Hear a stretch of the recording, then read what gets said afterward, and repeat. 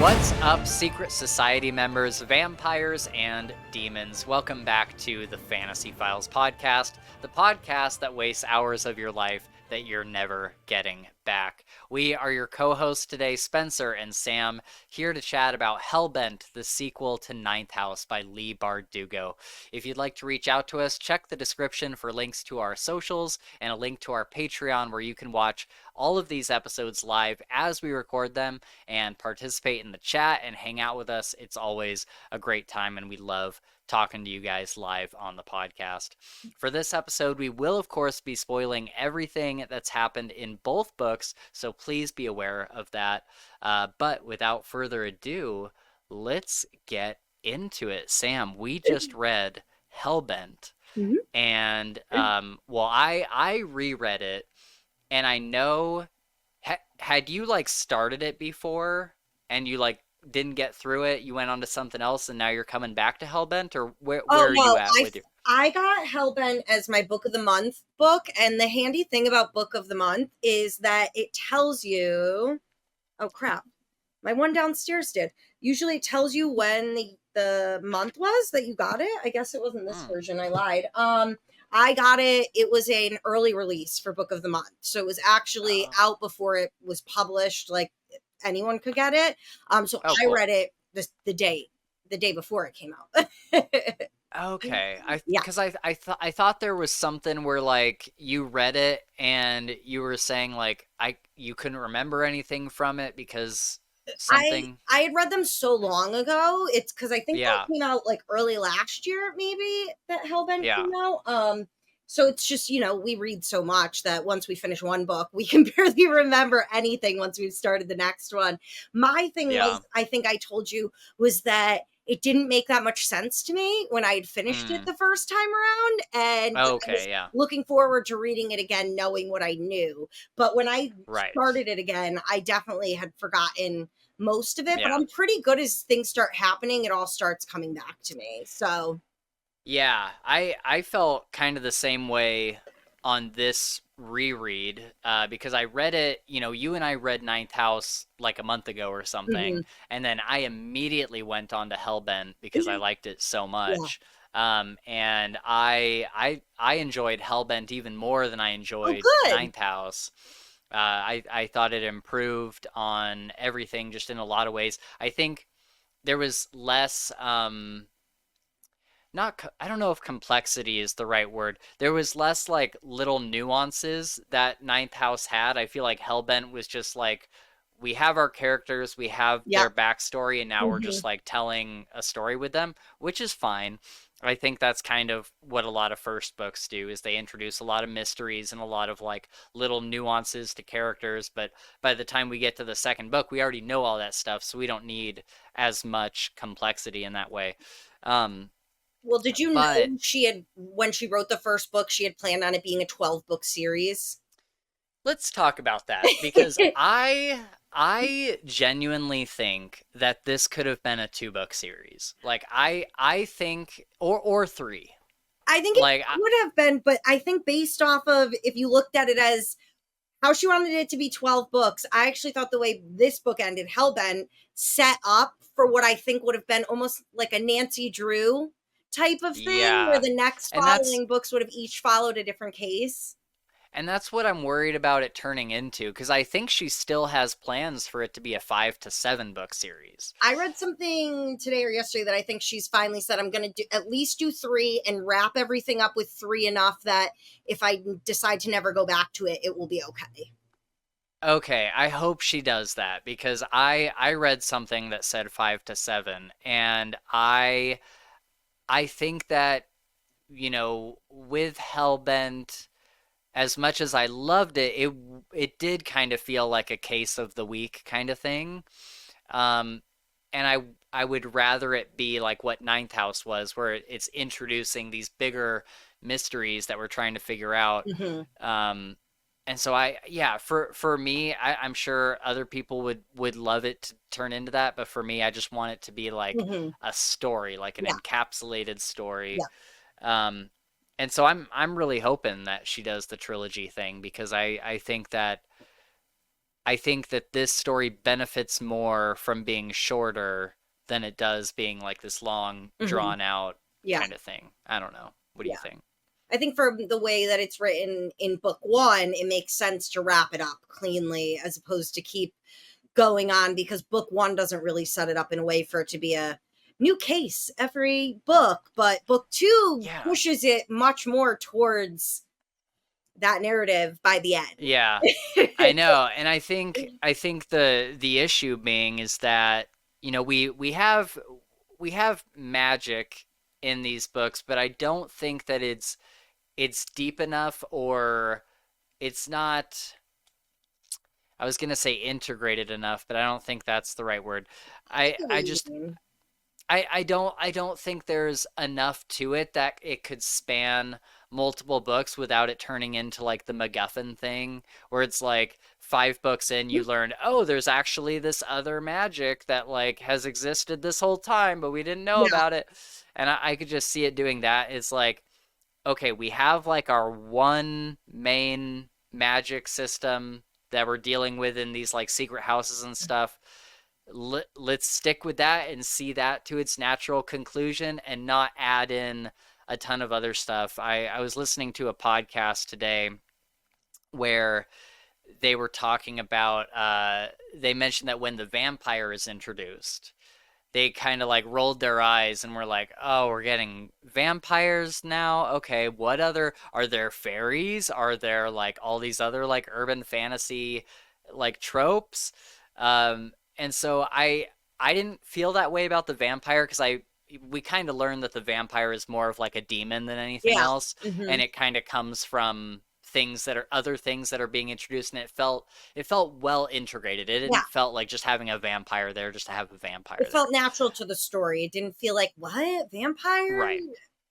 Yeah. And so I gave it a pass, but I could see other elements coming in like that. Like I said, book 5, oh, there's fairies now because there are. It's Yeah. like, okay. And so I really hope that it doesn't go down that rabbit hole, because I think this has a lot of potential Hmm. to be like a really well contained Hmm. story, and either be like a tragedy or be like, have like a happy ending. I'd be Hmm. fine with either, I think. Yeah. Yeah.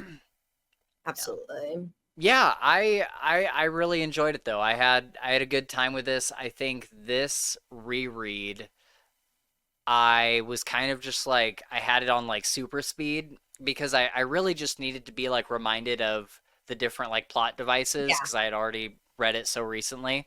But I did realize how much I had forgotten about it. Yeah. There was multiple times where I was like, oh, I forgot that happened in this book. Like I forgot that like Trip Yeah. joins the crew and like all this Hmm. stuff, and that he like becomes a vampire in the end and Yeah. I had all quite that a kind of few stuff. things that came on, and I was like, oh yeah, I forgot about that. I forgot about that, So Right. I had the same thing happen, especially with what's her roommate's name? Mercy? Is that her roommate's Hmm. name? Yeah, I had Yeah. forgotten about that whole plot point, and that was a fun one to go back to. I was like, oh, I like that, so she doesn't have to lie to her best friend anymore and stuff like that. Right. So I like Yeah, that, and I I liked. liked the progression of her and Turner's relationship as well. I really liked Yes. that. Yeah, that was great. I loved Turner being included more and just like more fleshed out. Because I liked him in the first book, but I also feel like he could have easily become one of those characters that's like, oh, he's like the authority figure that we all don't like, and he's like kind of got a stick up his ass, and you know what I mean? Yeah. But yeah, she fleshed him out really, really well, especially when, I don't know, I wouldn't say that it's like one of my favorite parts of the book, but I think a really well done part of the book was when Alex had just gotten attacked by Ryder, and she's like limping out of the house basically, and she's got this ghost who's taking a ride with her, and she doesn't know what to do, so she calls Turner, and he like kind of gives her some flack for a second, and she's like, no, I really need you here, Yeah. like something really bad, and he's like, Yeah. oh, okay. Yeah. and he like drives over and like comes and gets her. And I think that really showed like a more like, yeah, he kind of has this exterior of like, you're just a rule breaking kid, like yada yada yada. But like when something actually happens, he's like, Yeah. okay. And he like kind of drops it. And Yeah. yeah. He could have easily, based off of his character traits so far, had said, well, that's your problem, not mine, not part of my job. And, figure it out yourself. And he came and got her. Right. Yeah. I liked that. And then I also liked the inclusion of Trip.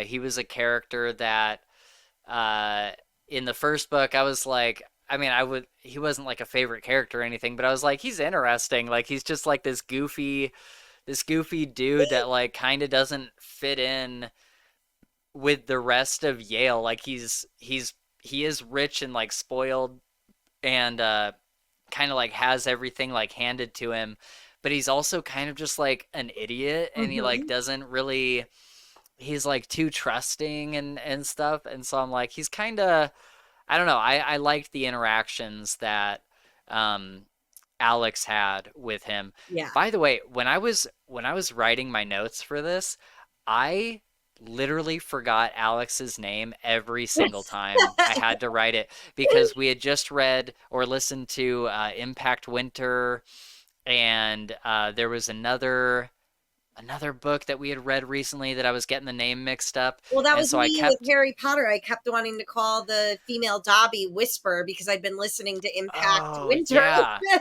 Yep. I kept wanting to call Alex Darcy or Kate for some reason. I don't know why Kate was on my brain, but either Kate or Darcy. And I was like, wait, no, that's not her name. What the heck is her name? But yeah, so I liked the inclusion of Trip. I think that he brings like a different aspect to the group where everybody in the group is like fairly serious. He's kind of the comic relief that's not like trying to be a comic relief. I feel like he's the Scooby-Doo of the bunch, He's or the maybe Scooby-Doo like of the bunch, or like the Scrappy-Doo, yeah, for sure. Yeah, I like... They're not really bringing anything other than that like comic relief to like, that vibe, the edge off of everybody for a minute. Right, yeah. Yeah. Yeah, I like his character, and I like that he had like this horrible thing happen to him, and I'm like, oh my God, they're gonna kill Trip. But then she's like, I don't know, he's kind of pathetic. Like he's a vampire, but he's also kind of like sad. Yeah, he's like harmless. Yeah, it's so I love that he's got this new thing, because him and Mercy are kind of the two people that don't really have a thing. And so it was nice to see him get his by the end of the book. Yeah. And I'm interested to see where he's going to go with that. Yeah. And how they're going to like curtail his thirst and everything. And he's like, I love at the end when he's talking with Alex, and she's like, it's gonna be okay or whatever, and he's like, thanks Alex, you're a really good friend, you're a really really good friend, also I really want to eat you. And she's like, I know buddy. And just... I like when he said to her, I haven't shit in weeks, like in a really long time. Or like when they first come in, he's like, don't come in, I'm gross. And it's like, dude, you're a vampire. Like, yeah. And they're like, what have you been eating? He's like, I don't know, mostly bugs. And bugs. He's like, they're a delicacy in some regions, I hear. And they're like, dude, what? Such a Trip response, Yeah. Oh my God, I love it. I love it so much. Yeah. There was a quote that I had for him here. It was it's what's her name? Alex kind of narrating, and she's like, Trip was so hapless. There was no distrust or wariness in him. All his life opportunities had been dropping into his lap so easily. They've been dropping into his lap so easily he didn't question another. And I'm like, man, do we not all know somebody like this that's so like, they're not like a bad person, but they just get handed so much that when something good, or like maybe not even good, but like something like Alex, like she's tricking Trip into being like, "Oh no, yeah, you can come do this thing and it'll be awesome." He's like, "Oh, okay, like why wouldn't it be?" And I just feel like I've known so many people like this growing up. Like just so many people that are like, by all accounts, you should not be like succeeding in any Yeah. way, but for some reason, like when you rolled your skills at the beginning of life, you just got luck 100 somehow on the randomized skill chart. And it's like you absolutely do not deserve any of the opportunities you've been handed, but for some reason, you just keep getting one after another. Yeah, I call it failing upwards. Yes. And then like they get these amazing opportunities and they don't even realize how amazing it is. They're just so used to the dumb luck that they have had their whole lives. Yeah. It's like, oh, why wouldn't I get invited to like this big yacht party where like some celebrity Yeah. shows up, and it's like, dude, you live in the suburbs. Like, what? How? Like, so yeah, I really enjoy Trip as a character, and I liked Mercy joining the crew as well, because it was that moment where it's like and you can feel it in the book, in the writing. It gets to this point where like throughout all of the first book, Alex is lying to her roommates and having to come up with excuses and all this stuff, and they're constantly like questioning her, like, this is sketchy, like we don't really have the right to question you, you're just our roommate, but it's weird, right? And then in the second book, she gets to the point where she's going to have to do that again, and she's like, I'm done with this. Like, I'm just going to tell her. And it worked out so much for the better. Yeah. And I really loved seeing Mercy with Pamela, because they're two geniuses essentially. And yeah, Alex had like not jealousy, because I wouldn't say it was like a hatred type of jealousy, but she was like, oh, see, like this is who Lethe really wanted as their not Dante, what is Alex? Virgil. Like Mercy would have been perfect for it based off of what you would think they want. But I really liked how that was all brought together. Yeah, that's true. And I wonder if so like how, because I don't think it was explained very well in the first book. How exactly does one join Lethe? Because don't they have to be approved by the higher ups at all, or is it just within the crew? So I feel like I remember in the first book, Darlington was saying, I was so excited to pick my Virgil. It's supposed to be like their one big thing. They get to pick the person who comes in below them as their Virgil when they become Dante. And Darlington was looking so forward to it. And then Yale or whoever had come to him and said, no, you have to take her as your Virgil because she can see ghosts. And he was like, okay, like, I didn't want it to be this way, but that's actually really interesting. And I'm envious of that capability. So, okay, it is what it is. Right. So it sounds like at some point there was a Dante, and from then on, they always got to pick their Virgil. Okay. Interesting. Because, yeah, I was wondering, you know, with the inclusion of, because I would assume that Trip and Mercy are going to officially join Lethe somehow. Like, I would assume that they would officially be in the house. That's what I thought, but then the way that Hellbent ended, I was like, oh, something I've been thinking about a lot from book 1 to book 2 was, what happens when you leave Yale? Are you just supposed to leave this world behind and you never do anything with magic or the supernatural ever again? So I was I think, oh, what if you wanted to? What could you do? Yeah. So I felt like it was really setting it up for them to be the next Ghostbusters almost. Yeah, you know for sure. I mean? Well, I mean, if you look at like Michelle Alamadine or whatever, she went on to work for like the vampire. Yes. And so I think, you know, you make enough connections while you're at Yale and you kind of figure out where you want to branch out from that. And I also thought it was interesting that many members of the CIA are from Scroll and Bone, and Interesting. that's why they're called spooks.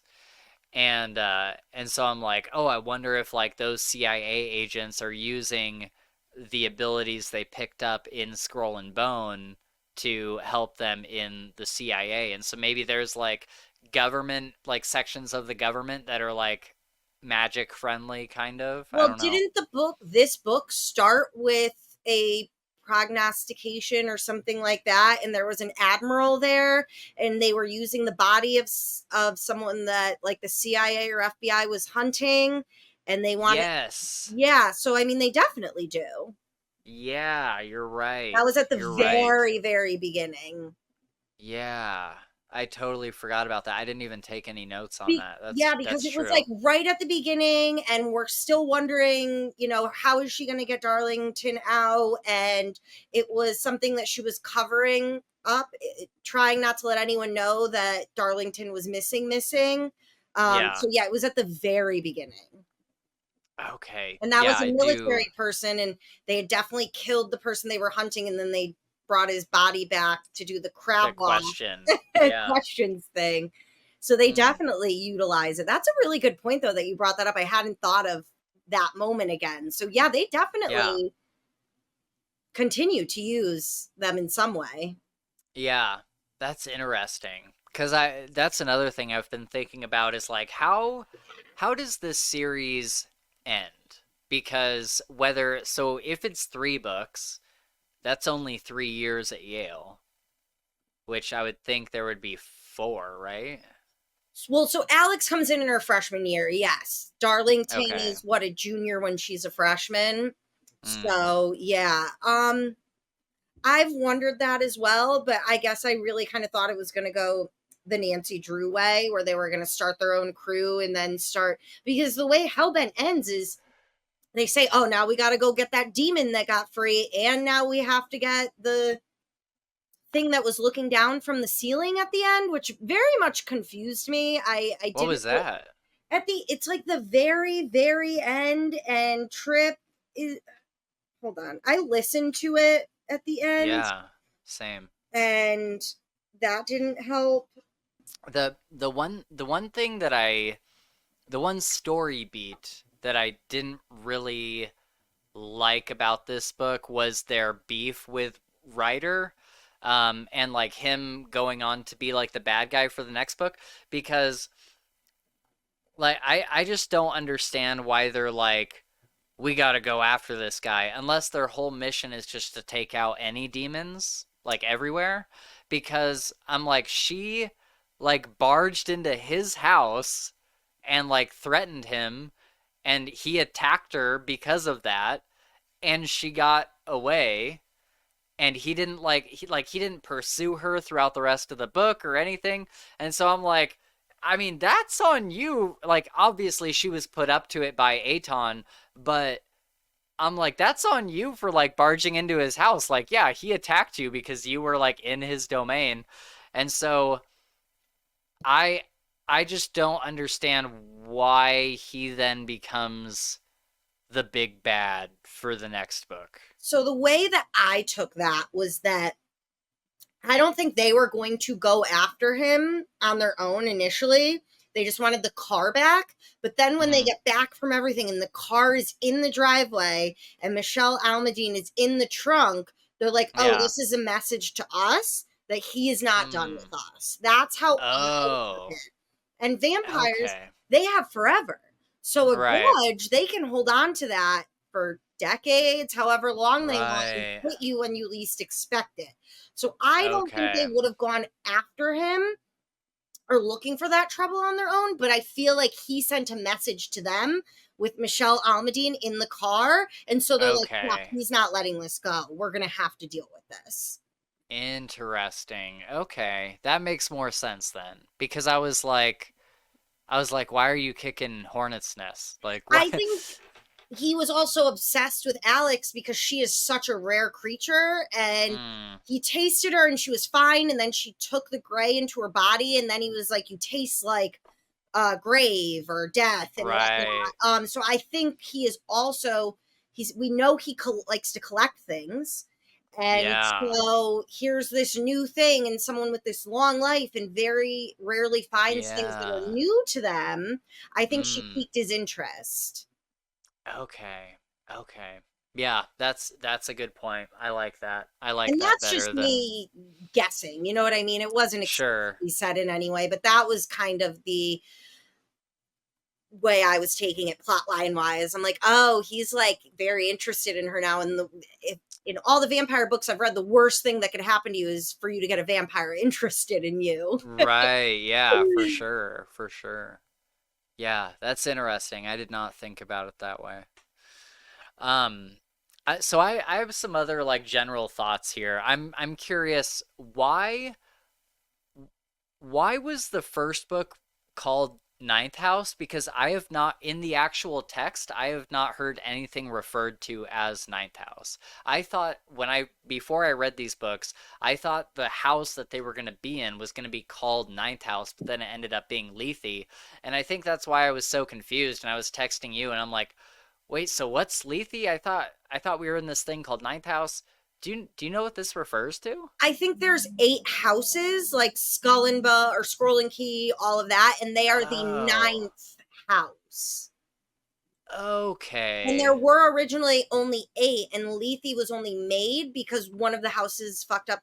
Can we swear on this one? I don't have my no swearing notes thing up, which surprisingly really helped me last time. That's so funny. But I believe they were the 9th house that was created. Nice. Okay. Yeah. Yeah, that makes sense then, because I was like, what? I was like, when has it ever been referred to as that? But if there's 8 other houses, that makes sense. I think it would almost make more sense if like this series was called the Ninth House. You know? Yeah. It's the same thing like with like Lies of Locke Lamora. Like the series should have been called Lies of Locke Lamora. And then the first book called The Gentleman Bastards. Yes.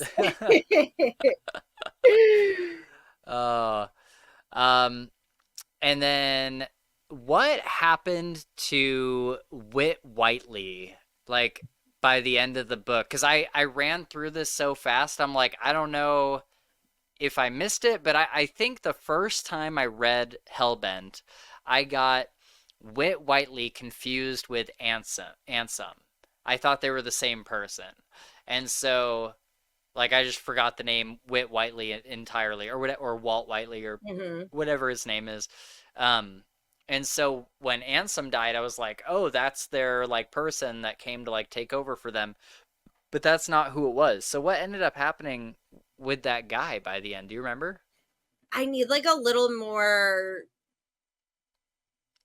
So he's the guy that, I forget what his position is called, but he's like the head over everything. And their previous one had died or whatever, and so they went like a long time without one. Place, or he's like over Ansem. He's the old guy who's really sexist. Yes. So I felt like they were. To me, it felt like a setup for the next book. Okay. Where something may come out in the next book. I don't think really anything ever came of it, because they make you think that Ansem is like gonna rat out Alex and them, and then you find out that he hasn't done it yet and all of that. So I think he wasn't meant to be that big of a character yet, but I had a feeling it was trying to be set up for, say, the next book for there to be something there, because nothing ever really came of that except for somebody to be kind of like a poker in the ass for Alex, of stay on your P's and Q's and don't embarrass us. Like, you are on the thinnest of ice. One more fuck up and I will be someone who, the tiniest thing, we will get rid of you. So I felt that was more of his purpose to the story than anything as of right now. Okay. Cause I got to the end of this one and I was like, wait, I thought he like died, but then it was like a totally different character. And then a lot of these other general thoughts I've talked about. I do have one. I don't know if you'll necessarily understand this. I was hoping that Gabe would be here, but he had to do something for work. But I think it would be so interesting, and you'll have to let me know if you agree once you start reading the Dresden Files. But it would be so interesting to see Harry Dresden interact with the Lethe crew. Because he'd probably, for anybody that's read Dresden Files, he'd probably interact with them in the same way that he does with the college werewolves when he meets them in the second book. Um, and Harry's whenever Harry Dresden meets a group of kids that are like just starting to get into magic, he basically tells them like, you think you know what you're doing, like you have no Yeah. idea like how big this whole magical thing is, Yeah. and you're like really playing with fire, so you need to be super careful because you have no concept of like how dangerous this is yet. And I would love to see him do that with this crew because he would be right, but also they would be like, we've been to hell. Like literally, like we've been to hell and come out of it. And that would be an interesting interaction because on the one hand, Harry Dresden knows like way more about magic and he would be like, okay, but you're only scratching the surface. But also like they have their own battle scars.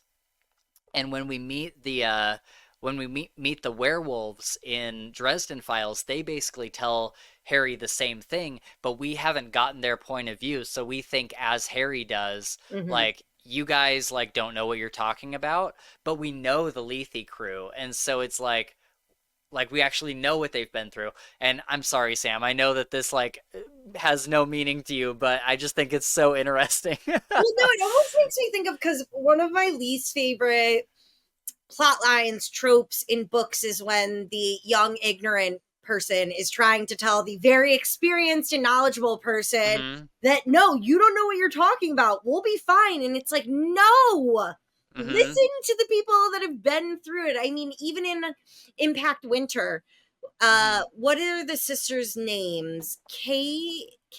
Darcy and Hope. Hope. And when Hope is trying to tell Darcy, like, relax, we'll be fine. And then you know how all of that works out, that Hmm. it's just like, Yeah. shut up and listen to Right. someone who knows what they're talking about. Yeah. I have just never been someone who, I take people's advice very seriously. Same. Even if Yeah. I don't take your advice, I am going to think it through very thoroughly. Right. But Yeah. people are just like, no, I know what I'm talking about, when they very clearly have no idea what they are talking about. Yeah. Oh my God, it gets me so angry. That's so But funny. it's funny because in this, with the analogy you were making, it's like, well, we've been to hell. So, like, Yeah. maybe I know something. Yeah, I at least know something. Yeah. And it would just be interesting because like from Harry's perspective, like to him, he wouldn't know about like all the hell and back stuff and he would just be like, you guys are playing with fire and you Yeah. don't know what you're doing. But from our perspective, because Harry does that. The reason I bring this up is that Harry does that a lot throughout the series. He's always meeting like new talented wizards, and he's being like, "Hey, you're in the club now, but be very, very careful because Yeah. this is way bigger than you Yeah. even remotely think it is." And so that's kind of like a thing that he does, and so.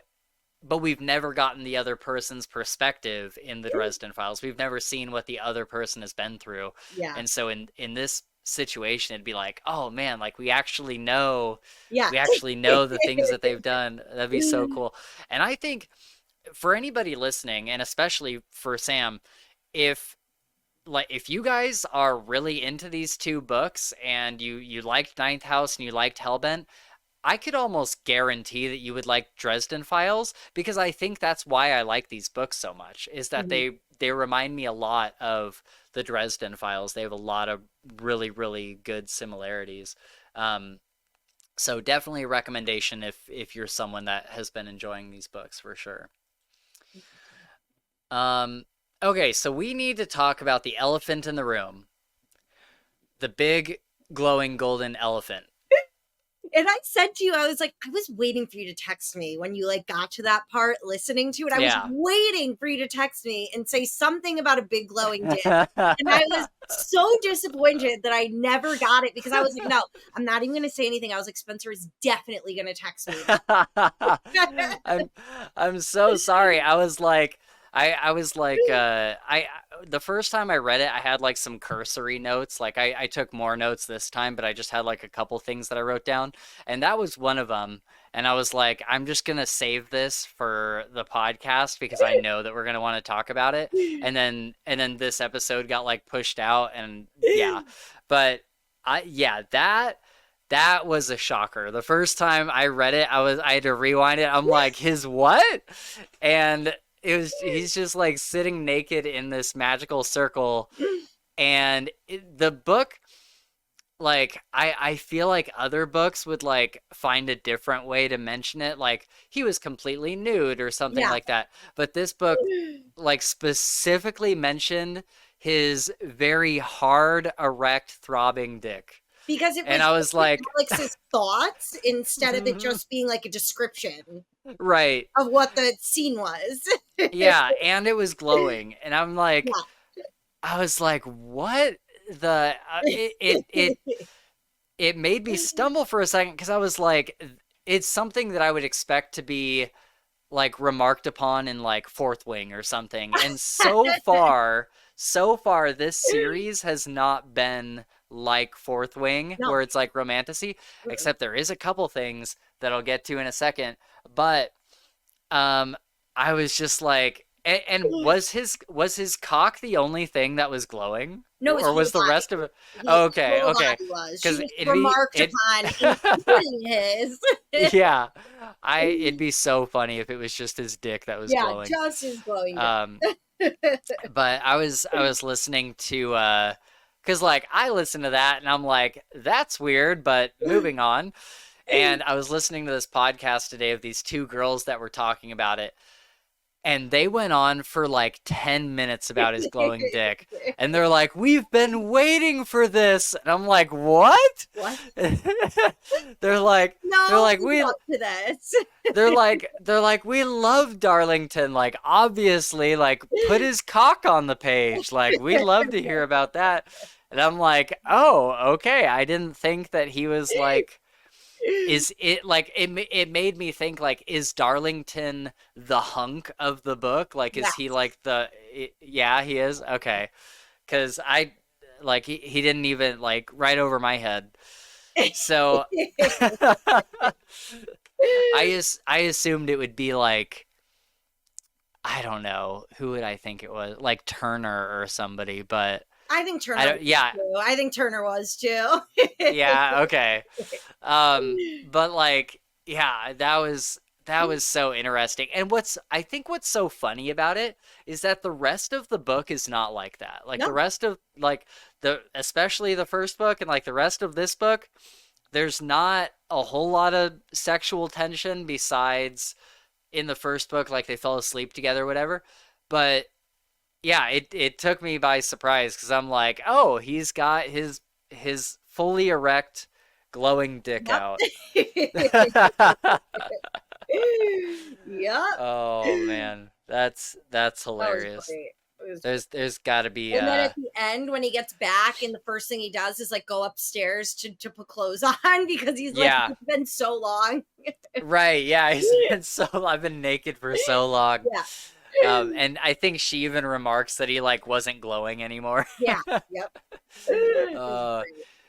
But there was some like romantasy stuff that kind of gets introduced, and it makes me a little bit worried because I'm just like, it seems like a little tropey, but I'm still gonna give it the benefit of the doubt because it hasn't been so far. But there's like the whole, like, she saves him from hell and he's like, and I will serve you to the rest of my day, like I will be your servant and all this stuff. And I was kind of like, okay, I'm like, that's very like anti-Darlington from what he was in the first book, because he was not like her servant at all. Well, he was gonna turn her in originally when he realized that she Yeah, was the one who had actually murdered all those people. His plan was to turn her in. right, yeah. And so now he's like her lapdog, and I don't really know how I feel about that. And then he has like this vision at the end of the book, or he has a dream where he's dreaming that he's in hell, and Alex is sitting on a golden throne completely naked. And he like goes to the throne, he like bows before her, and he's like, I will serve you to the rest of my days. And then she says, and love me. And that's when, and he like confirms it. He's like, yes, of course, Yeah. whatever. And so that has me a little bit like, I wanted them to get together, but not in like a cheesy way. And this kind of feels like a cheesy way. And I so mean, I'm she like, saved him from hell, so I'm yeah, not that surprised. yeah, I I know. mean, I just didn't want it to be that tropey, because so far it hasn't been.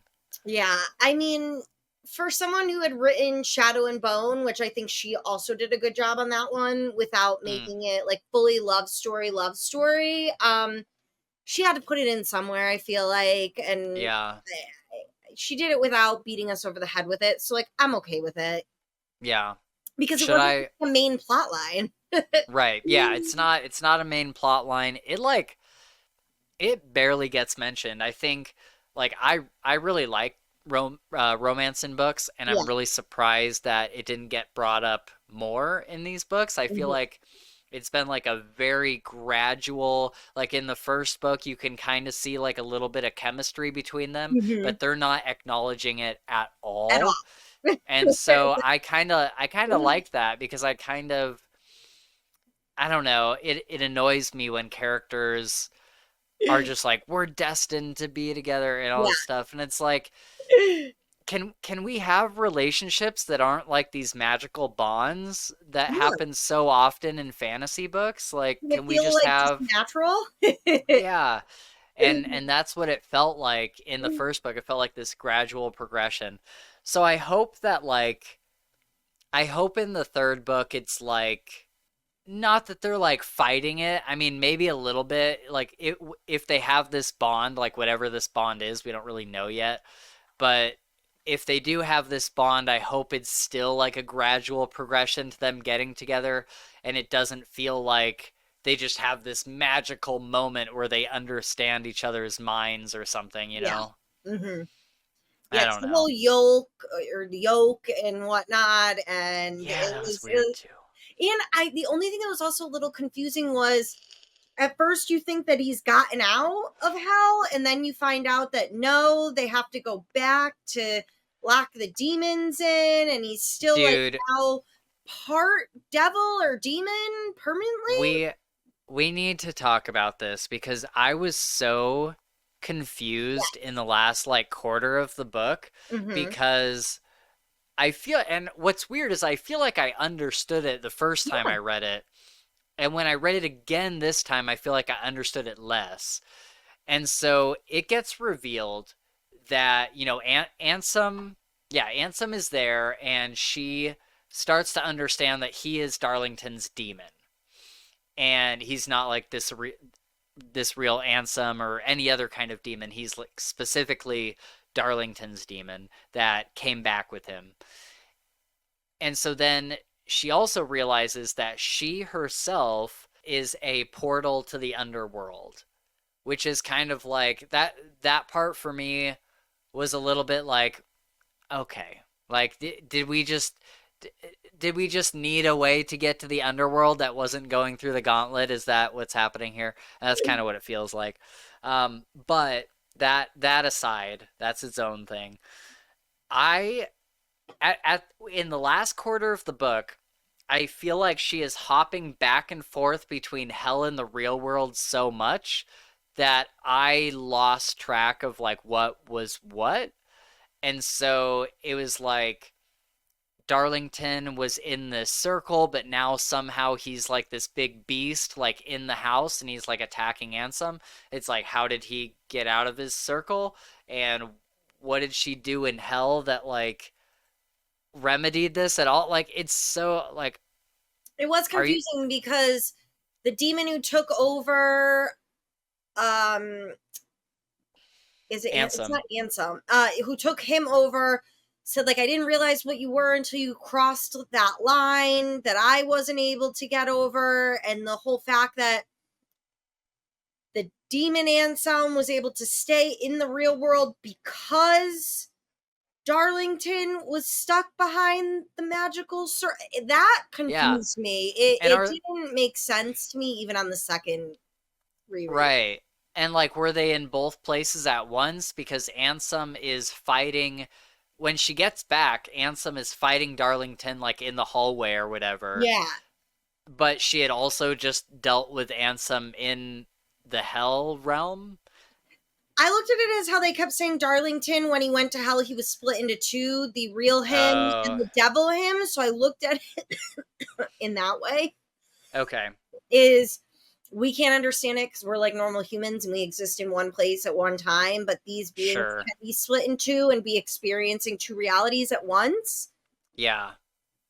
Okay. Which is kind of beyond what I'm capable of comprehending. Right, yeah.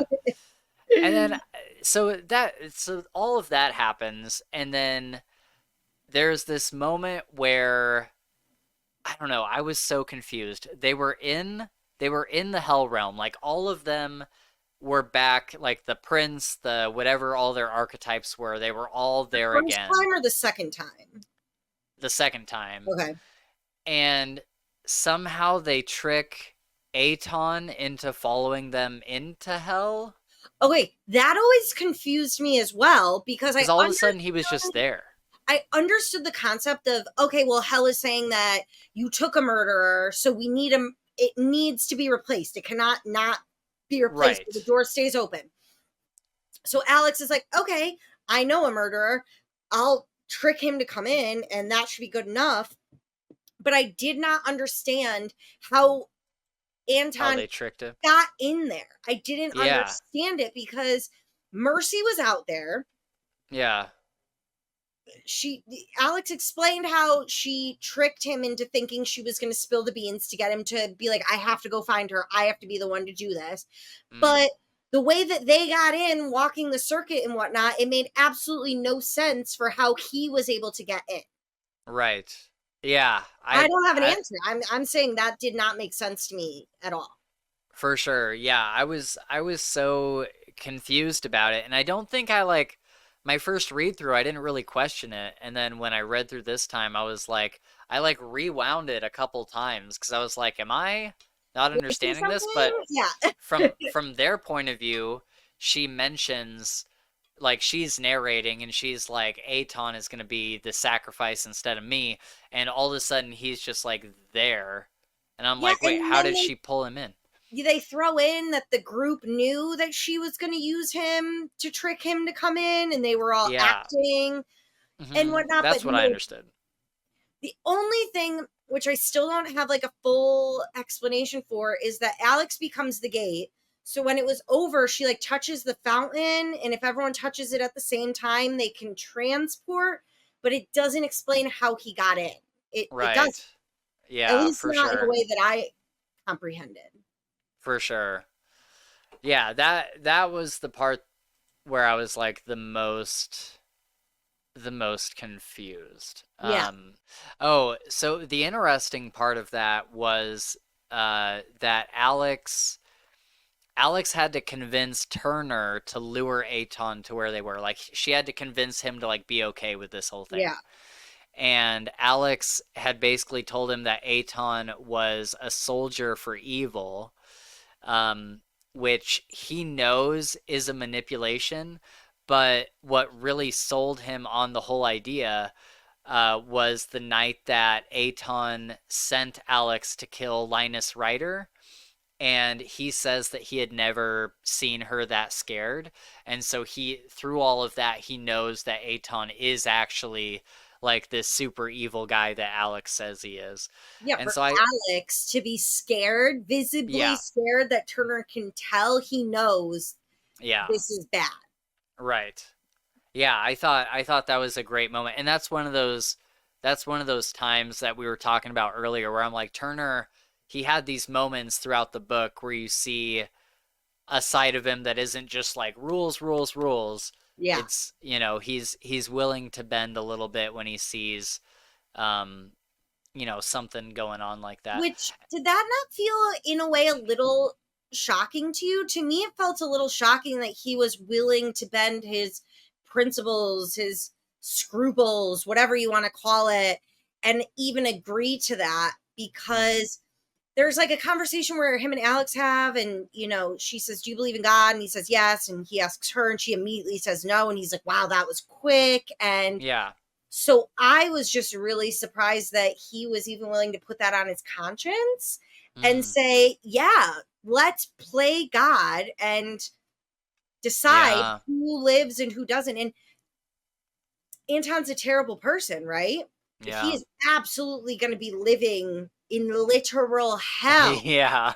So it was more just surprising that someone with those morals was willing Yeah. to make that decision and seemed so fine with it.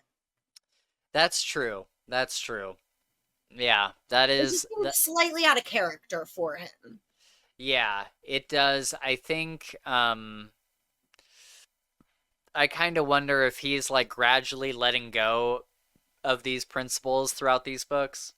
Yeah. Like I think because when he first started, he didn't know. He knew that like Lethe was like weird or whatever, but he hadn't seen magic firsthand.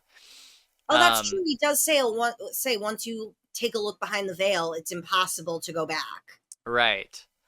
And so I kind of wonder if him learning about this other world and seeing it firsthand is something that's like kind of wearing him down as far as his principles. And we do see the flashback of him when he goes into hell for the first time.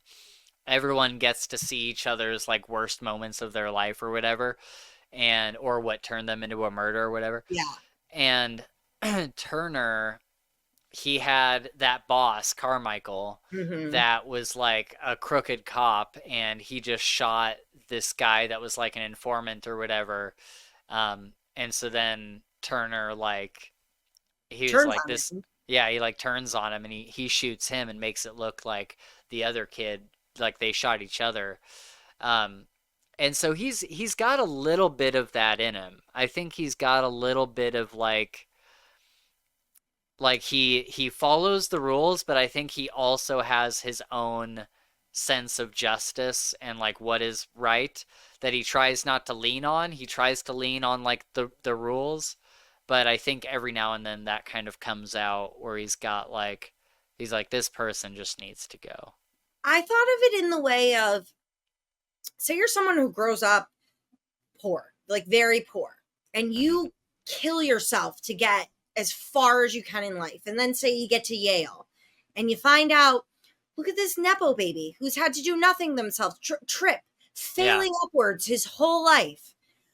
Why shouldn't I be able to make right. these decisions? You know what I mean? And Yeah, that's what it felt like. The curtain had been pulled back. He saw how the world really works. And he said, okay, if this yeah, is one of the decisions I can make, then I'm going to make it. right. Exactly. Yeah, yeah. Sorry. 1 second.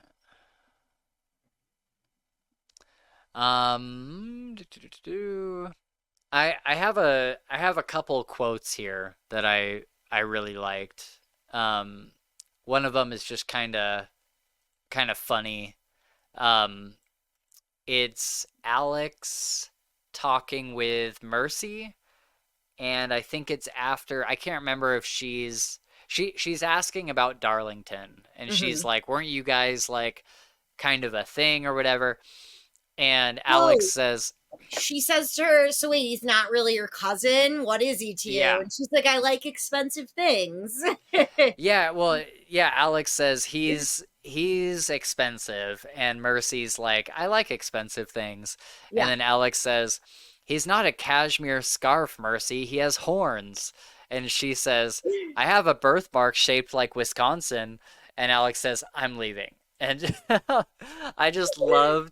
loved that exchange, and like Yeah. the narrator. Oh, again, we talked about it in the Ninth House episode, but the narrator is so incredible. Like Yeah. all of these conversations sounds like two real girls like Yeah. having these.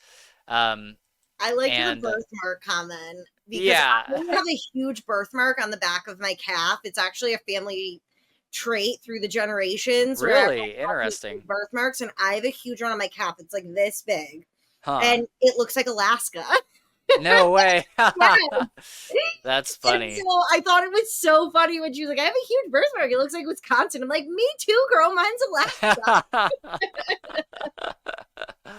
That's super funny. Yeah, I laughed actually out loud for that one. I was Yeah. like, no way. Yeah, that was a great quote. That was a good one. This book was pretty funny in a lot of ways. There was a few times that it got a chuckle like out of me. The large, erect, glowing penis. I mean, Yeah, how can like you the top that? yeah, that's comedy gold, literally. For people who have humor like we do. Yeah, exactly. AKA preschoolers. Yeah. They find this map in the Ooh, yes. in the thing, and they're explaining it to Turner, and he says, "Can I use it to find hot fudge sundaes or women that love microbrews and Patriots football?"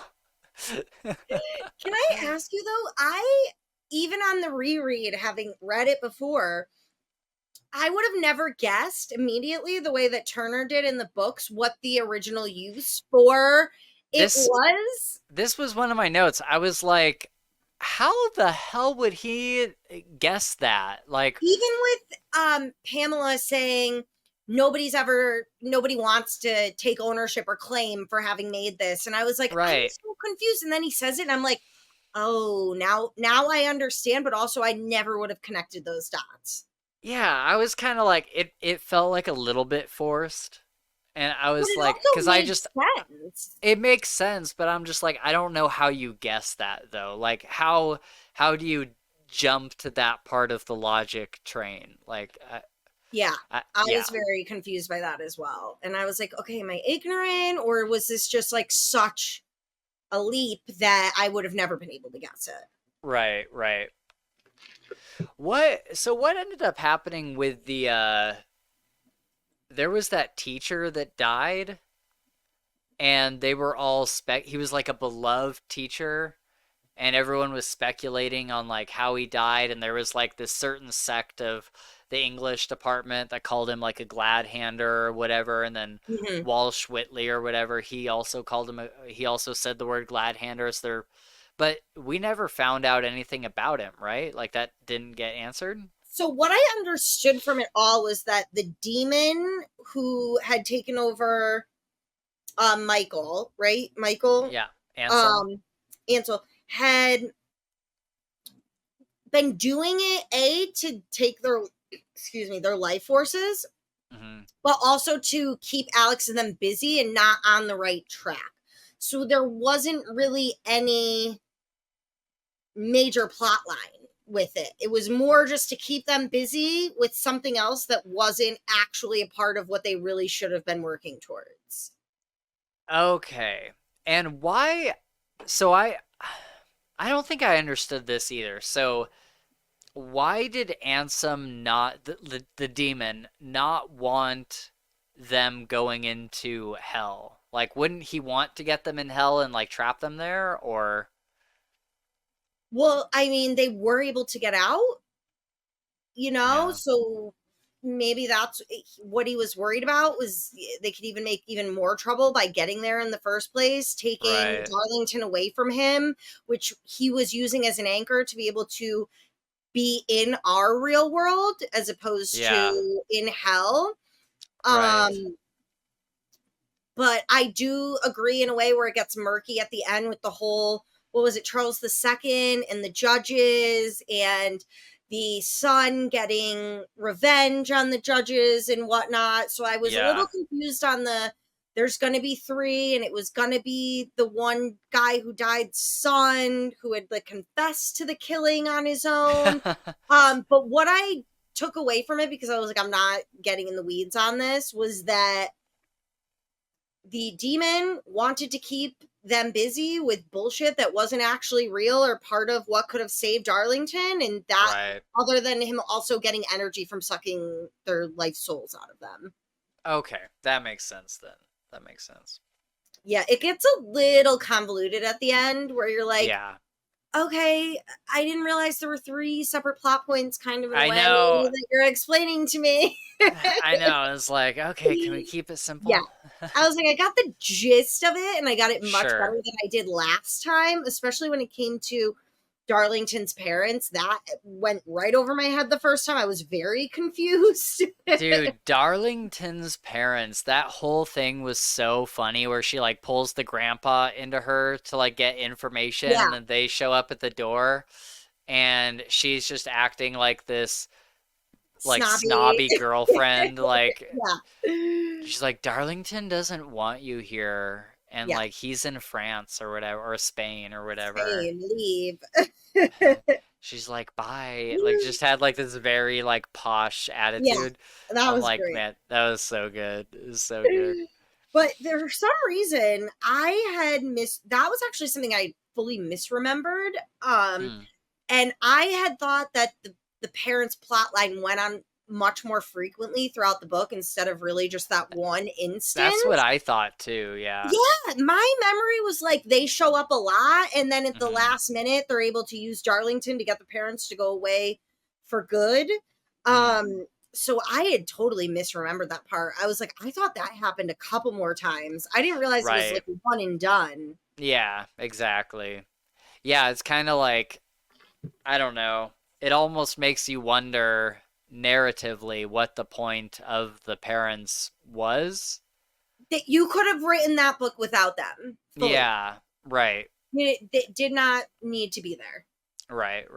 We get a couple really funny quotes during the Rider of the Vampire attack, where Alex says, transfer the 50 to Aton, and I'll leave you to whatever wealthy men get up to in their mansions on a quiet Wednesday night. You can move around the furniture or fire a butler or something.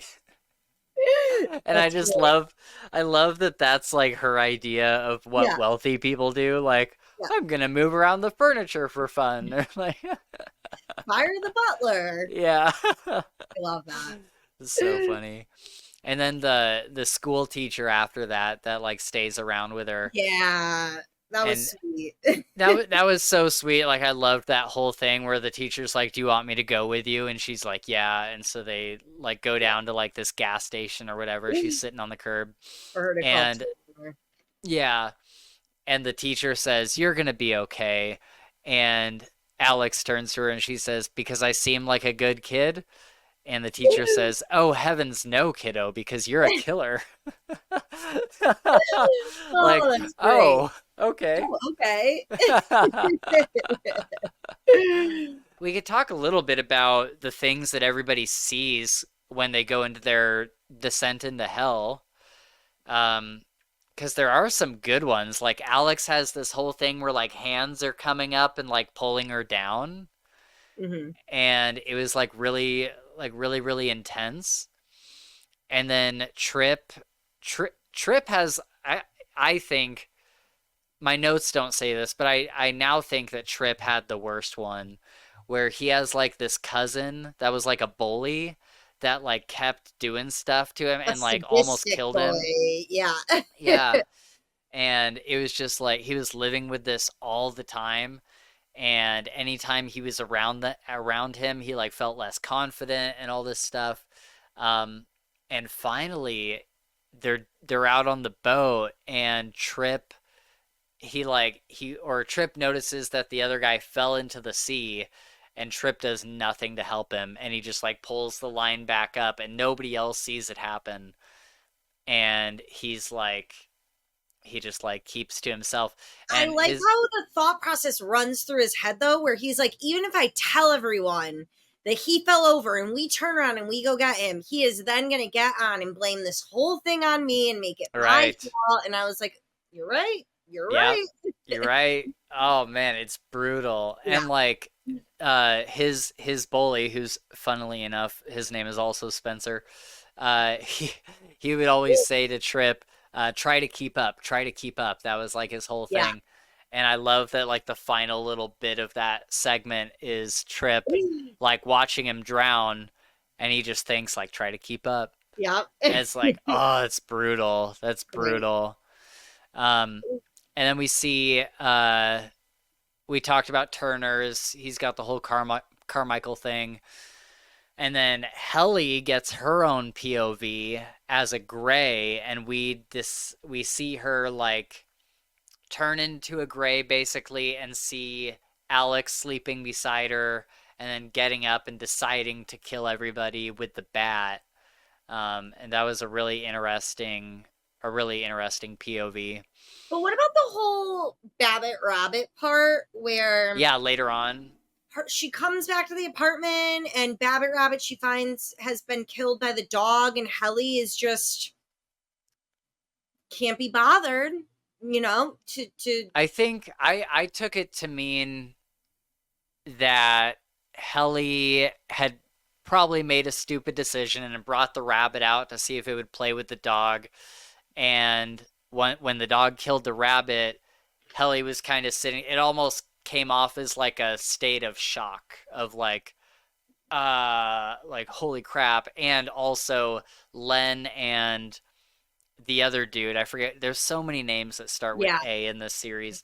The other dude, Armenian or whatever his name was, he's sitting there, and I think she felt like she couldn't like yell at anybody like your dog just killed my rabbit. Like I think she was like constantly under the pressure of like these powerful guys that live there and are like kind of lording over everybody. And so I think she was just kind of in a state of like, what can I do? Like, but it was interesting how like you find out that really like Helly came from this well-to-do family and she had people she could go home to, and that was not the same situation for everybody who's there, and it may be harder for her to accept where she is in her life because she does have these other options, which I thought was really interesting. But yeah, that part bothered me. Because didn't she grow up like playing baseball like on a suburban something like that little league or something? And I thought that was interesting, getting a little bit more backstory to her. I still think that Helly could have been fleshed out a little better. But what did you think about when Helly shows up as a ghost?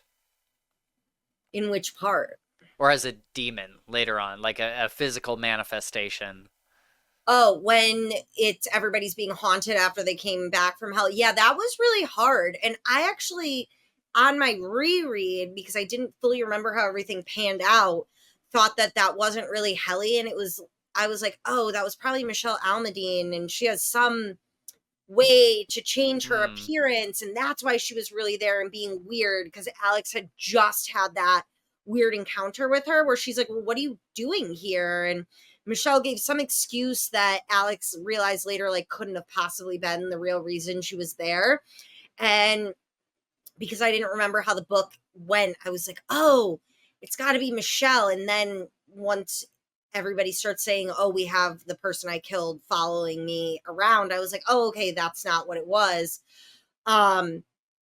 It was really hard. And at first you're like, okay, we'll just ignore it and say this isn't real. And then I was like, okay, what if I haven't killed anyone, but say somebody I loved who passed away, like my father passed away 8 years ago, and I was like, what if I was suddenly seeing him? Right. And he was telling me all of these nasty things like, you've done this and you've done that and blah, blah, blah, blah, blah. I was like, Right. that would mess me up. That would really mess me up. And when I looked at it from that perspective, I was like, okay, I get why they're all kind of losing their minds right now. Right. Yeah, that'd be tough. And I think, we even we get a quote at the beginning of the book that I'll read in a minute because I think it's a actually like a very good quote.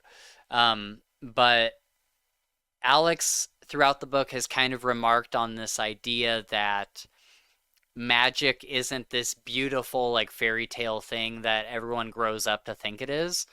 And she's like, it's magic is usually not on your side. Usually it's like something that is kind of working against you to some extent, or at least that's like the way. Devil's bargain. Yeah, exactly. Yeah. And I love this moment where she sees Helly and she knows that it's probably not Helly, but she has this moment of like, but what if this is like the good magic? Like, what if this is the one time where like magic is doing like the fairy tale thing and I actually get this happy ending? And it was heartbreaking, that moment, like when she says that, it's like, oh, but it's not, like, oh, that sucks. And yeah, it was a great moment. It reminded me of, have you ever watched The Magicians, the TV show? No, I haven't. So it is one of my all-time favorite shows. Really? It is my go-to background show. Do you like the books? So I haven't read the books because I watched the show as it was premiering week by week, and now you're afraid if to read I the watch books. something first, I have trouble going to the books, especially when I know a lot of things differ. And I love the TV show so much that I've just never felt the need to confuse myself or anger myself in that way. Dude, honestly, that's how I feel about the show Silo. Like, I watch Silo on Apple TV, and it is so, like, hits it out of the park so hard. It's probably, like, my favorite adaptation of a book. Mm-hmm. Because then when I read the book, I was like, this is not as good as the show. Yeah. And so The Magicians is one of my all-time favorite TV shows. I love it. It's actually funny. Last night, my husband got home from work and goes, "You're watching The Magicians again?" I go, "I'm not watching. I'm reading my book, okay?" Like, He goes, "How many times do you think you've watched this?" And I went, 30 at least. Like, oh my God. Because it's my go-to background TV show. But what I was going to say is, in one of the seasons, and I think in a lot of fantasy books, they come to this point where people say, I think magic does more harm than it does more good.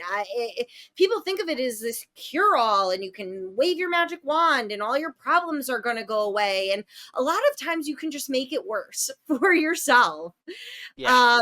And so it was interesting to see that kind of again, where Alex was struggling and being like, oh my God, is this really Helly?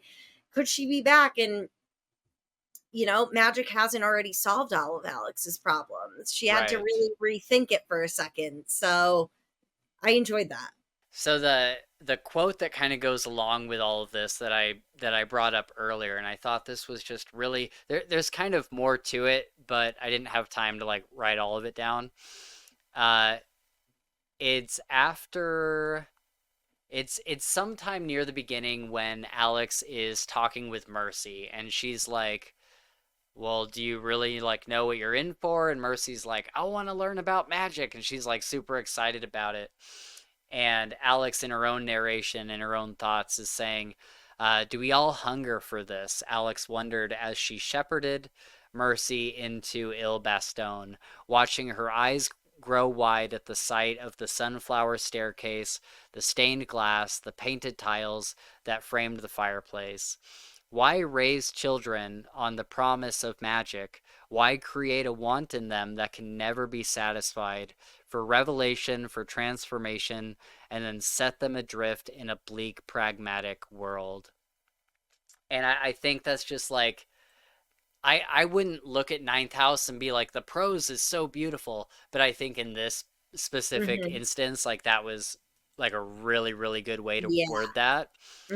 And I was reading this article earlier because I was looking for this quote. I just like typed in the first part to Google, and I was trying to find somebody who had like quoted the whole thing. And I ended up stumbling onto this article that basically says exactly like what I was thinking about it. Mm-hmm. They like kind of analyze it. And it says, in this quote, Alex reflects on the paradox of nurturing a longing for magic and wonder in children, juxtaposed against the harsh realities of the mundane world they eventually inhabit. The setting of Il Baston, with its enchanting features like the sunflower staircase, stained glass, and painted tiles, serves as a symbolic backdrop for the allure of magic. Alex questions the wisdom of instilling in children the promise of magic, a desire for revelation and transformation, only to expose them to a bleak, pragmatic reality devoid of such fantastical elements. The passage hints at the universal desire for something extraordinary, suggesting that perhaps the hunger for magic is intrinsic to human nature. I'm like, man, that is so good because we get raised on Disney and all of these like cartoons and ideas of magic and stuff, and then Mm-hmm. you get older and at some point you lose that. And I think that's why a lot of people probably read fantasy, because there is something inside us that wants to believe. It's like the X-Files, like I want to believe. And it's, I don't know, I find that so fascinating. This is something that I think about a lot, like Mm-hmm. outside of this book, and then when I read that I was like, yes, that's exactly true. Yeah, I agree. So there's kind of another interesting quote when they're all in hell together at the end with like Mm-hmm. Darlington and Turner and all of them, when they've like all gone in together for the second time. Darlington has a really interesting quote. I forget what the prior context of this was, but he says Darlington's talking to Turner, and he says, "No, detective, I think you well know that one can be both a murderer and a good man, or at least one that tries to be good. If only the evil did terrible things, what a simple world it would be." And that last part of the quote is so good. Mm-hmm. If only the evil did terrible things, what a simple world it would be. Because It's one they're of my favorite things to think about, that nothing is black and white. We're not mm-hmm, all good or evil. right. It's a very gray area with a lot of it. So I loved that quote. That one stuck out to me too. Yeah, that was fantastic because it makes me think of like Alex, like her, like she wasn't really in control of her body, I don't think. Hmm. But like her killing everybody with the bat, like Yeah. I wouldn't call her like an evil person, or even Turner killing his like prior like chief or whatever. Like Turner's not an evil person, but sometimes, bad things happen, and Exactly. I don't know, man. Yeah, I like to It's think like about that. when something bad is happening to you, does that make you good for not reacting?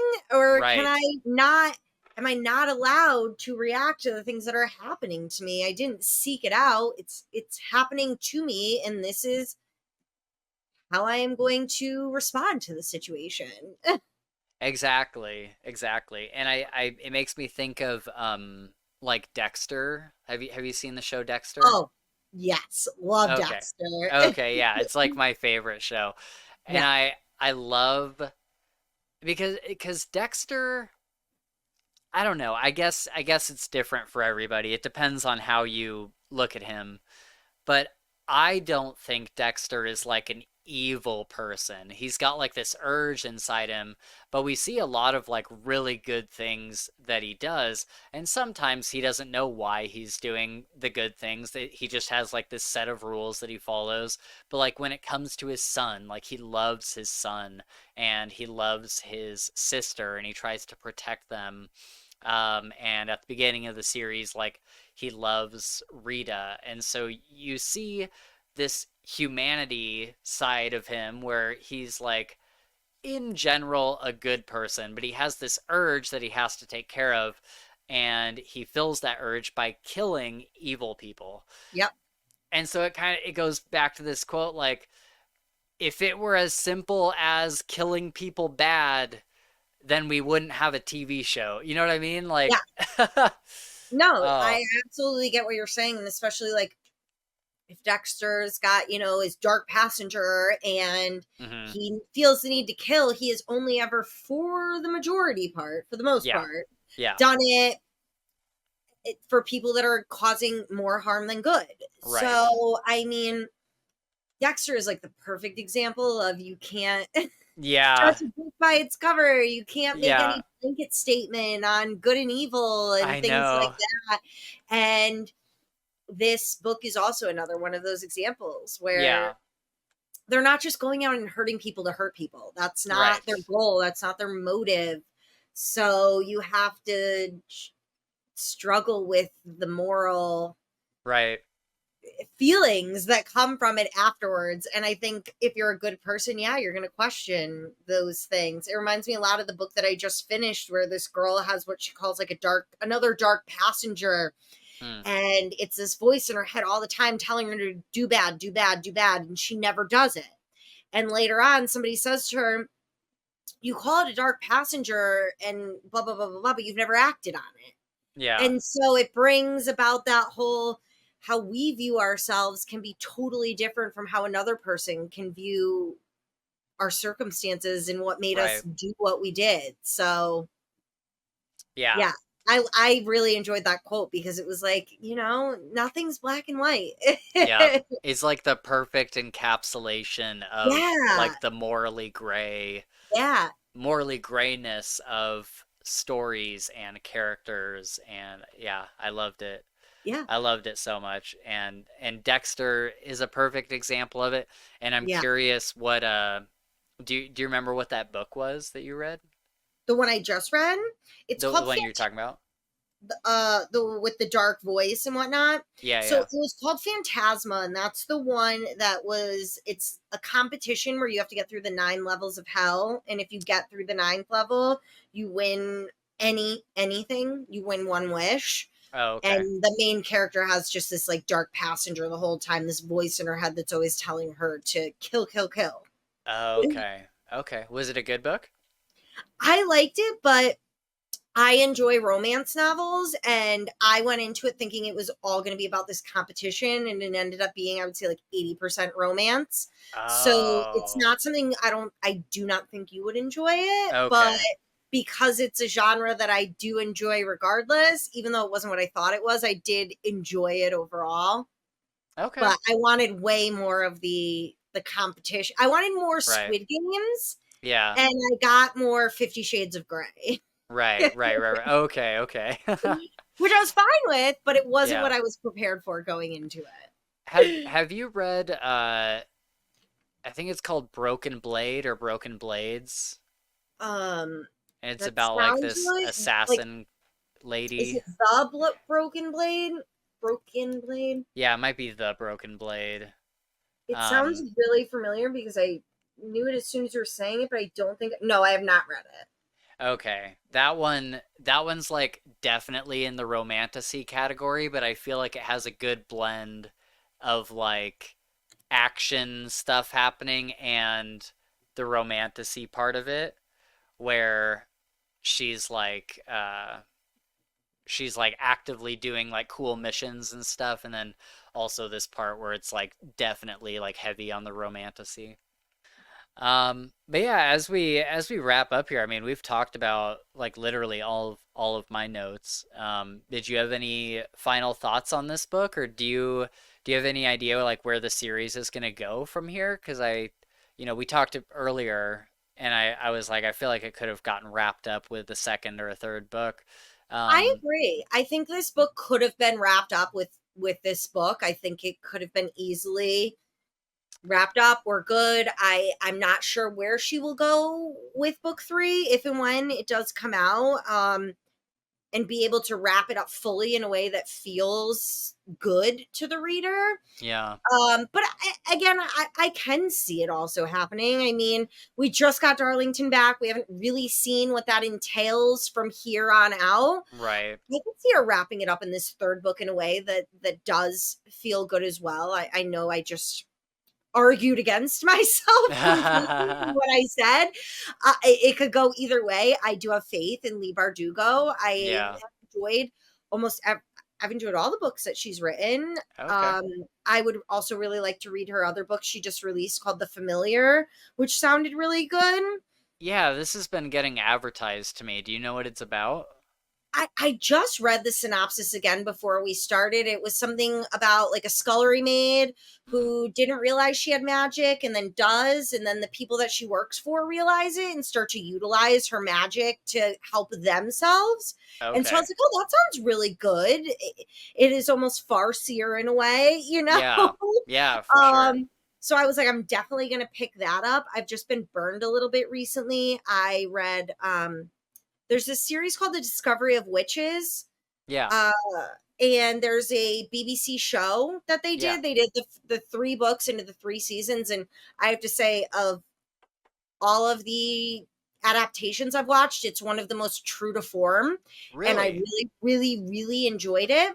So when I realized she had written a new book a decade after the end of that series, I was really excited. And I have to say, sadly, I'm so disappointed. Oh, no. With the newest book, I just find myself saying, like, I don't care. I don't care. I don't care. When are we going to get to what I care about? And I'm halfway through the book and I'm like, okay, Sam, maybe this just is not going to be a book that you're going to care about. That's kind of how I felt about Night Angel Nemesis. Like, he writes another book a decade later and I was like, this is fine, but it's not what I want. Exactly. You're like, you took a decade. Yeah. You know, like I was expecting, I guess I had higher hopes for it. And I do feel a little bit where I'm like, okay, well, the show just got like released on Netflix officially, you know, like maybe this was like a cash grab, which is fine.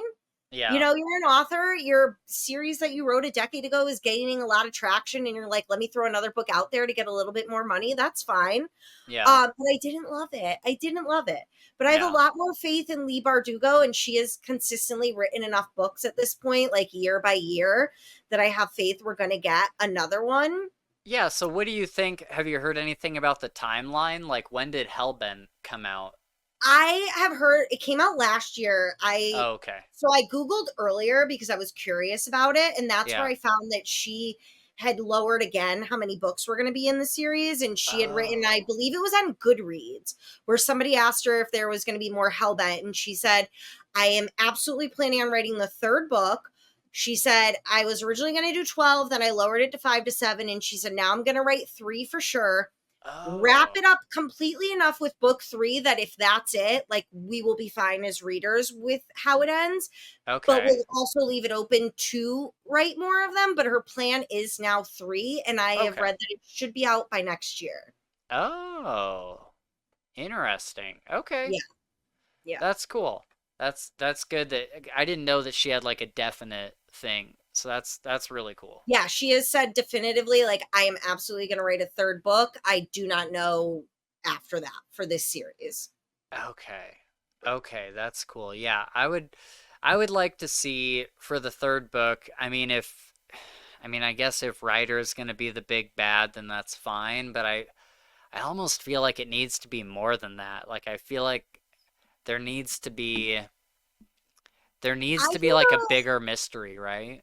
I think a lot will be, or even maybe, so do you know how we found out at the very end of this book, how they kept talking about other people had gone into the gate of hell before and they did, we don't know what happened. There's no history of it. You find out later that they had done it and all wished for these big wishes. And so that erased the history and memory of everything. Mm-hmm. I could almost see like that being a large plot of like taking down the patriarchy in a way. Okay. You know how they mentioned that with what happened to Darlington or when he's drugged, it was swept under the rug. And like there's 2 big things that they know of that were swept under the rug that should have taken down all of the houses. I feel like the big arching plot line was stop giving all these people with power excuses and hold them accountable. And so I could kind of see her trying to take down the house system in Yale. Okay, I don't know if I've seen any like evidence of a desire to do that. It's brought up at the very end of this book where whatever it is that happens, and she's like, well, I thought the Darlington thing was going to take down the houses, and we saw how they swept it under the rug. It's all about the like people who have graduated, what's the word? Alumni, and the people who fund this and whatnot. And so that's kind of how I took it. I was like, oh, are they going to try to, like, you know, take down the monarchy? Right. Okay. Yeah, that'd be interesting. I wouldn't be opposed to it. I think it would have to be done in a way that wasn't like cringy, but yeah, that could be cool. Or like, I don't know. I feel like there's so much that we still need to learn about, like how Alex got her powers, like with her grandma and all that. Like her grandma had like a similar power and stuff. Yeah. And so I feel like that needs to be explored. And I don't know, there's a few things like that that we just don't have answers to yet. So I don't know. Hopefully we get some solid answers in the third book about like how a lot of this works. Yeah, it just makes me think a lot of this other series that I would really, really love for you to read, that we could talk about. It's by Naomi Novik, and it's called, what is the series called? It's called the Sholaman series, and it's about this girl, and they live in like essentially our world, but all like the teen wizards and witches go to this school, but it's in the void, and when you go in you can't leave for 4 years. You have to stay there, but there's all these monsters trying to kill you the whole time you're there. There's no teachers, there's no nothing. But it's very similar to Project Hail Mary, where the author gives you the explanations make so much sense for the way magic in these books. Like, you're like, oh, this is real. As you're reading, this makes so much sense that I would absolutely believe it. Wow. Okay. There's 3 of them. It's a completed series. I have read them through the 3 books at least like 5 or 6 times. Because they're just so good in the way that the author fully explains magic in this world. It is phenomenal. I cannot hype it up enough. Okay. Yeah. So if you like this, I think you would really love the Sholaman series, because the way the author actually explains why things are happening and how it's possible for them to happen, there's no questioning, how did this happen? How is this possible? Why were they able to do this? It is fully explained. Wow. Okay. That's cool. They're so good. I'll have to give that a look. That sounds pretty cool. But yeah, I guess that brings us to the end of our thing here. I'm excited for the third book. I really liked the second one, and I have no idea where it's going, besides, it basically tells us that Ryder is going to be an antagonist. Yeah. But other than that, I don't know what else they do. I hope that everybody kind of gets their happy ending. I think this is there's some series where I'm like, I hope there's like a tragic ending, and this is one where I'm like, I hope everybody just gets their happy ending and gets to go off into the sunset, because we do get that look. I forget what part of the book it's in, but everybody has like a vision of what their like perfect future would be. And I really liked all of those. Yeah. So hopefully, I just love that you loved them. I don't like to recommend books to people because I'm always nervous that if I loved it, that they're going to absolutely hate it, and I'll take it as like a personal affront. You know what I mean? Yeah, I think these were like the perfect books for us to do, because your first introduction to the podcast, well, not like your first introduction, but your first introduction as like a official co-host was me just ripping on Fourth Wing. And But that so was the point, to be fair. and so it's kind of nice to see, like, I don't just like shit on books just to shit on books. Like if I enjoy something, I'll like Yeah. I can say that I enjoyed it. Um, but yeah, I've had a great time with these books, and Yeah, I these are definitely good. enjoyed them way more than I thought I did. They Mhm. probably they probably will not be like in my top 5 for the year, but I think they'll get a mention. I think they'll get like an honorable mention. Like I enjoyed them enough to be like, these are a recommendation from me kind of thing. Yeah.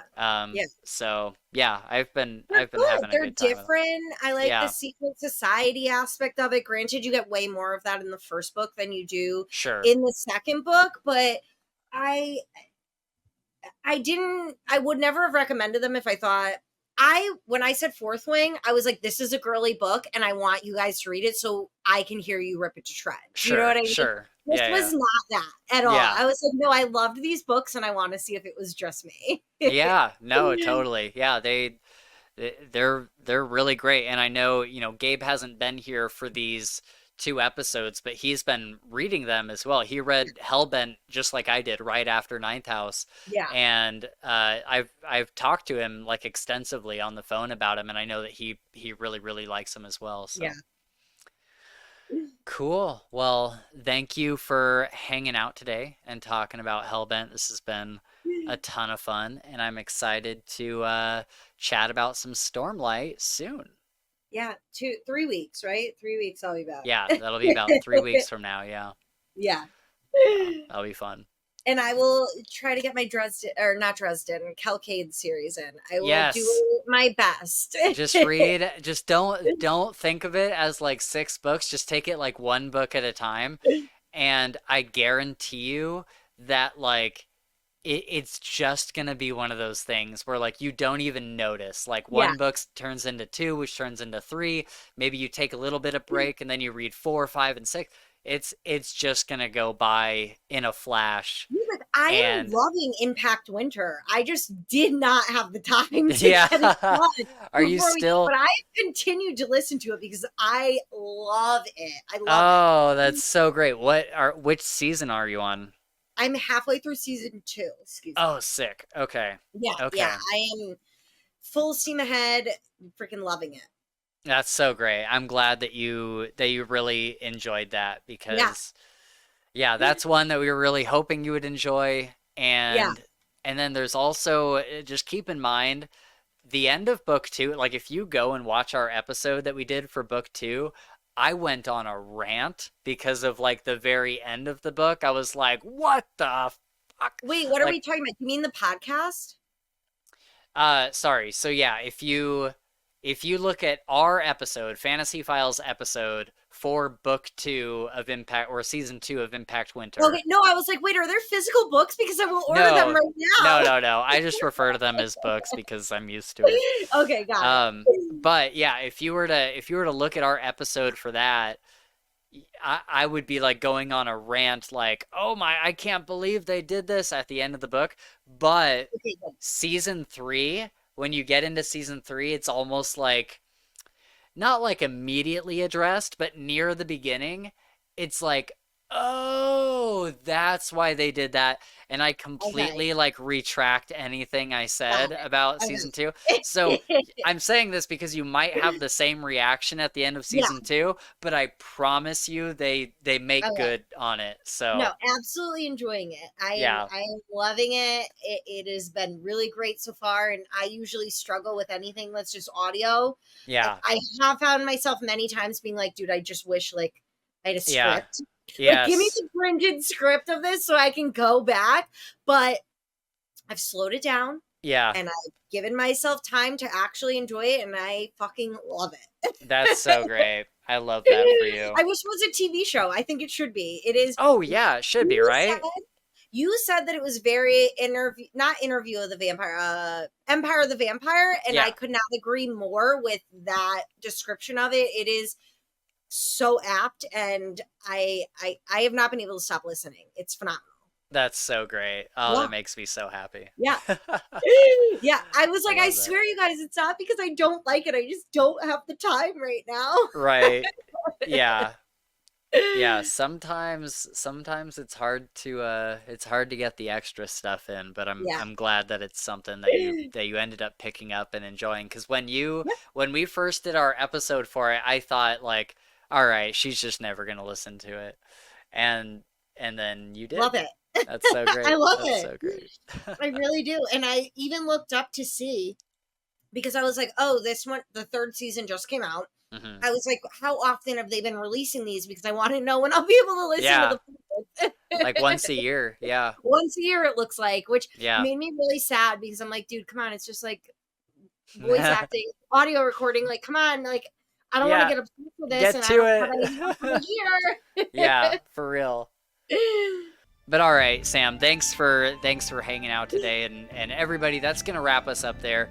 If you'd like to keep up with us on social media, all of our links are down below, including the link to our Patreon, which gets you the opportunity to watch episodes live as we record them, or watch them later through the Patreon app or website or whatever you use.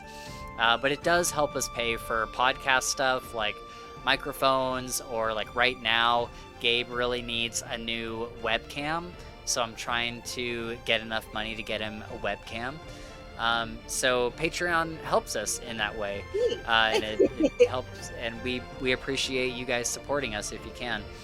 Upcoming episodes include the next Stormlight Archive book, and we'll finally be getting back to the Dresden Files with Skin Game after that.